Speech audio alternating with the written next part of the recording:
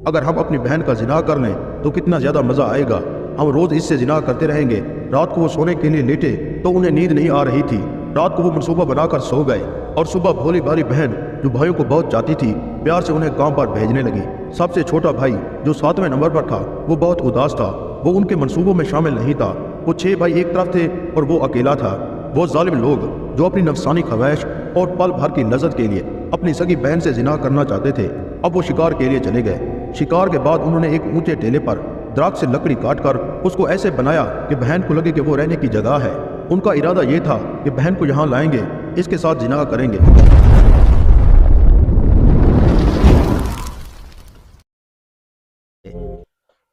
दोस्तों आज का वीडियो इस टॉपिक पर है कि आप सुन के ही हैरान हो जाएंगे, आपका खून गर्म हो जाएगा। जाहिलियत के जमाने पे 7 भाई मिलके एक बहन का रेप किया, बलात्कार किया। तो हाय दोस्तों, अस्सलाम वालेकुम रहमतुल्लाहि व बरकातहू। मैं अब्दुल रहीम। आज का वीडियो बहुत इंटरेस्टिंग होने वाला है। ये वाकया एकदम आपको आपका खून गर्म कर देने वाला है। तो चलिए साथ में मिलके इस वीडियो को वॉच कर लेते हैं। और दोस्तों एक बात, अगर आप मेरा रिएक्शन पे अगर खुश है तो प्लीज चैनल को सब्सक्राइब करके एक वीडियो को लाइक और कमेंट पे बताना किस टाइप का रिएक्शन आपको चाहिए। तो चलिए वीडियो को देख लेता हूँ। बिस्मिल्लाहिर्रहमानिर्रहीम। अस्सलाम वालेकुम मुअज़्ज़ज़ ख़वातीन व हज़रात। 7 भाई और एक बहन की ये दर्द भरी कहानी है। 7 भाइयों ने उस भोली भाली बहन के साथ क्या किया, आइए जानते हैं मुकम्मल वाकया। ये उस वक्त की बात है जब जहलियत का दौर था, जब इंसान को कोई शऊर न था। एक गांव था जहां सब भी हिंदू थे। वहां पर 7 भाई और उनकी एक बहन बड़े प्यार व मोहब्बत से रहा करते थे। उनके माँ बाप दुनिया में नहीं थे। भाई अपनी बहन से बहुत मोहब्बत करते थे। 7 भाई सुबह सवेरे ही काम के लिए निकल जाते थे और उनकी छोटी बहन घर का काम काज करके सबके लिए खाना पकाती थी। 7 भाई रोजाना शिकार पर जाते और शिकार करके लाते। बहन को वो जानवर देते, वो बड़े मजे से खाना बनाती। ऐसे ही दिन गुजर रहे थे। एक दिन की बात है जब 7 भाई शिकार पर गए। शाम होने वाली थी। अब बहन अपने भाइयों के लिए खाने में सब्जी पका रही थी। जब वो साग काटने लगी तो साग काटते काटते छुरी लगने से उसकी उंगल कट गई। खून की धार बहती जा रही थी।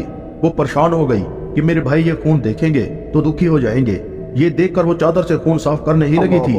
फिर उसको ख्याल आया कि मेरे भाई कपड़े पर खून के धब्बे देखेंगे तो पूछेंगे कि खून कहाँ से आया। अब उसके जहन में ख्याल आया कि मेरे भाइयों को तो खून यहाँ से साफ नजर आएगा। अब वो बेचैन होकर यहाँ वहाँ देख रही थी तो उसने थाल में साग देखा। उस साग से उसने ना रुकने वाले खून को उंगली दबाकर साफ करना शुरू कर दिया। जब तक खून रुका नहीं वो साफ करती रही। अब खून रुक चुका था, काफी देर हो गई थी। उसने सब्जी यूं ही पका ली। जब भाई शिकार से वापस आए तो बहन ने खाना उनके सामने रखा। उन्होंने मजे लेकर खाना खाया कि आज तो सब्जी बड़ी अच्छी बनाई है। खाना सारा खत्म हो गया था। बहन अपनी तारीफ पर खुश थी। उसके बाद 7 भाई सो गए। फिर वो अगले दिन उठे तो शिकार पकड़ने जंगल की तरफ चले गए। आज किस्मत से उनको कोई परिंदा या जानवर न मिला तो वो आप थक हार कर दरख्त की छांव में बैठ गए। बातों ही बातों में वो रात के खाने के बारे में बात करने लगे थे कि ऐसा शानदार खाना आज तक नहीं खाया। उसमें ना जाने कौन सा ऐसा मिसाला बहन ने डाला होगा कि हम उंगलियां चाटने लगे थे। चलो आज घर जाकर अपनी बहन से मालूम करेंगे कि क्या है वो राज। शाम को घर आकर भाई बहन से पूछने लगे, बहन तुमने कल जो सब्जी बनाई थी उसमें कौन सा ऐसा मिसाला मिलाया था। तो वो डर गई कि कहीं भाइयों को पता तो नहीं चल गया। तो वो कहने लगी, कुछ नहीं बड़े भाया, मैंने तो वैसे ही खाना बनाया था जैसे मैं रोज पकाती हूँ। तो उन्होंने कहा चलो फिर ऐसे ही खाना बना लो, आज दिन उदास है, कोई शिकार भी नहीं मिला। तब बहन सब्जी बनाने लगी। जब 7 भाइयों ने खाना खाया तो वो बिल्कुल भी कल जैसा नहीं था। बड़े भाई ने कहा, बहन तुमने अभी जो सब्जी बनाई है वो कल जैसी बिल्कुल नहीं है, कुछ तो डाला था, तुम्हें मेरी कसम कि सच बोलो। तो बहन ने डरते डरते सब कुछ बता दिया। अब 6 भाई तो हैरान थे कि बहन का खून खाने में मिला और खाना इतना लजीज हो गया। अगर इसके खून के कतरे सब्जी को इतना ज्यादा मजेदार बना सकते हैं कि हम उंगलियां चाटने लगे और बार बार दिल कर रहा है कि वही सब्जी हम खाएं और हमारी बहन में शहावत और लज्जत भी दुगनी होगी। अगर हम अपनी बहन का जिना कर लें तो कितना ज्यादा मजा आएगा। हम रोज इससे जिना करते रहेंगे। रात को वो सोने के लिए लेटे तो उन्हें नींद नहीं आ रही थी। रात को वो मनसूबा बनाकर सो गए और सुबह भोली भाली बहन जो भाइयों को बहुत चाहती थी प्यार से उन्हें काम पर भेजने लगी। सबसे छोटा भाई जो 7वें नंबर पर था वो बहुत उदास था। वो उनके मंसूबों में शामिल नहीं था। वो 6 भाई एक तरफ थे और वो अकेला था। वो जालिम लोग जो अपनी नफसानी ख्वाहिश और पल भर की लज्जत के लिए अपनी सगी बहन से जिना करना चाहते थे। अब वो शिकार के लिए चले गए। शिकार के बाद उन्होंने एक ऊंचे टेले पर दरख्त से लकड़ी काटकर उसको ऐसे बनाया कि बहन को लगे कि वो रहने की जगह है। उनका इरादा ये था कि बहन को यहाँ लाएंगे, इसके साथ जिना करेंगे। अगले रोज भाइयों ने बोला, अब तुम बड़ी हो गई हो, तुम्हारी शादी की जिम्मेदारियां भाइयों के ऊपर है। हमने तुम्हारे लिए एक खूबसूरत और मेहनती लड़का भी देख लिया है। शाम को उसके घर जाएंगे, तुम भी सज सवर कर अच्छे कपड़े पहनकर हमारे साथ चलना। बहन शादी का सुनकर बड़ी खुश हुई। जल्दी से माँ के दुल्हन वाले कपड़े पहनकर वो तैयार हो गई और घर से निकल गई। वो 7 भाई और एक बहन पैदल चलने लगे। जब चलते चलते बहन थक गई तो उसने कहा, बड़े भैया मेरा होने वाला ससुराल कब आएगा? बड़े भाई ने कहा, बस सब्र करो, थोड़ा और चलो, अब हम उस जगह पर पहुंचने ही वाले हैं। भाई ने इशारा किया, वो देखो बहन, दूर छोटी सी पहाड़ी पर जो झोपड़ी है वहीं तेरे होने वाले शौहर का घर है। बहन खुश होकर तेजी से चलने लगी। बहन जैसे ही पहाड़ी पर चढ़ी, बड़े भाई ने छोटे भाइयों को इशारा किया कि इसे रस्सी से बांध लो। बड़े भाई के हुक्म पर बहन को बांस की दीवार से बांधने लगे। 7वां भाई दूर ही खड़ा था। वो लर्ज रहा था और कांप रहा था। वो नहीं चाहता था कि इसकी बहन कत्ल हो, लेकिन वो अपने भाइयों से डरता था। अब मासूम बहन कहाँ मुकाबला कर सकती थी। वो शिकारी भाई जालिम बने हुए थे। उसको रस्सी से बांधा और अपनी बहन के सारे कपड़े उतार दिए। सबसे पहले बड़े भाई ने अपनी बहन के सामने खड़े होकर अपने कपड़े उतारने लगा तो उस बेचारी को पता लग गया कि मेरे साथ क्या होने वाला है। तो वो मजलूमा बहन हाथ जोड़कर बोलने लगी, तुम कैसे बड़े भाई हो, अपनी ही बहन के साथ जिना करना चाहते हो? उस जालिम ने एक न सुनी। जैसे ही उन्होंने अपना काम कर लिया, फिर उस जालिम शख्स बड़े भाई ने दूसरे भाई को कहा, अब तुम्हारी बारी है, आ जाओ। बहन ने दूसरे भाई के सामने भी हाथ जोड़कर रहम मांगा, लेकिन वो बेरहम भी जिस्म का भूखा था। वो बेचारी मजलूमा बोली, जो करना है कर लो, लेकिन मुझे इंसाफ देने वाला मेरा रब मौजूद है। दूसरे भाई ने भी अपना काम कर लिया। अब तीसरे भाई ने भी अपनी प्यास बुझाई। इसी तरह बाकी 3 भाइयों ने भी अपनी बहन से जिनाह किया। अब बारी थी 7वें भाई की। उसको भी कहा कि आ जाओ, अगर तूने इसके साथ जिनाह ना किया तो तेरा भी इसी तरह का सलूक करेंगे और तुझे भी नहीं छोड़ेंगे। इसके साथ जिनाह करो, नहीं तो अगली बारी तेरी होगी। वो जानते थे कि बहन इस भाई को बहुत पसंद करती है। फिर उस बहन ने अल्लाह से दुआ की कि मुझे मौत आ जाए। फिर वो उसी वक्त मर गई। उसके कत्ल पर आसमान भी रो रहा था। फिर सब भाइयों ने सोचा, इसे दफनाने से तो बेहतर है इसको हम पका कर खा जाते हैं। वैसे भी इसके खून में बहुत लज्जत थी और जब हम इसका जिना किया उसमें भी बड़ी लज्जत आई। अब जब इसे खाएंगे ओए ओए बड़ा मजा आएगा। फिर बड़े भाई ने बहन को उतार कर उसके जिस्म की बोटियां की और छोटे भाई से कहा, जाओ जंगल से लकड़ियां और पानी लाओ। वो बहुत दुखी था। उसने पानी लिया और कुछ मछली और केकड़े पकड़कर वापस आया तो आग जलाई गई और गोश्त बनाया गया। वो भाई अपनी बहन के गोश्त के हिस्से बना रहे थे। वो बेचारा उसे देख रहा था कि कैसे भाई हैं कि पहले अपनी प्यारी सी मासूम सी बहन से गलत काम किया, फिर भी इन खंजीरों का दिल न भरा कि बजाय दफनाने के अपनी पेट की भूख मिटाने के लिए अपनी मुर्दा बहन को खाना बना रहे हैं। 6 भाई खाना खाने के बाद कहा, क्या ही उम्दा गोश्त था। अब बड़े भाई ने छोटे भाई से कहा कि हमारी बहन के जिस्म के बच्चे हुए हिस्से पड़े हैं, तुम इनको जमीन में दफना दो। बहन का सर और बाल उसके भाई ने उस गड्ढे में डाल दिए और उसको बंद कर दिया। सारे भाई घर चले गए। बहन को मारकर कोई भी दुखी नहीं था सिवाय एक भाई के। 7वें भाई ने अपनी बहन के गोश्त को यूं ही गड्ढे में डाल दिया था, लेकिन अब वहां पर एक बड़ा सा पौधा निकल आया था जो कि गोश्त का पौधा था और देखते ही देखते वो घना दरख्त बन गया। वहां से किसी का गुजर नहीं होता था। एक दिन एक अल्लाह वाले वहां से गुजर रहे थे। उन्होंने इस अजीब दरख्त को देखा जिसमें गोश्त के टुकड़े लटक रहे थे। वो आम दरख्तों से बिल्कुल मुख्तलिफ था। ये सोचकर आपने अल्लाह का नाम लेना शुरू कर दिया। आपको वहां का माहौल कुछ अजीब लगा। आपने उस दरख्त के पास मौजूद गड्ढे को खोदा तो वहां से एक लड़की का सर निकला।